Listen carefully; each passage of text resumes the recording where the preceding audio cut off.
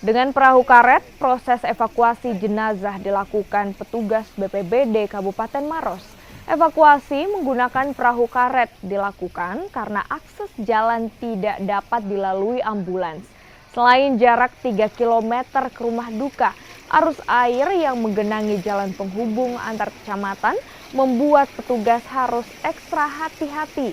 Setidaknya ada 7 kecamatan di Maros terdampak banjir dan salah satunya di Kelurahan Palantikan, Kecamatan Maros Baru.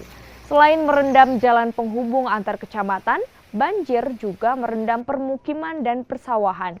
Banjir terjadi akibat intensitas hujan yang tinggi hingga Sungai Maros yang meluap. Ya, mengevakuasi jenazah ke rumah duka. Gitu. Memangnya tidak bisa dilalui sama kendaraan roda 4 Pak ya? Iya, tidak bisa.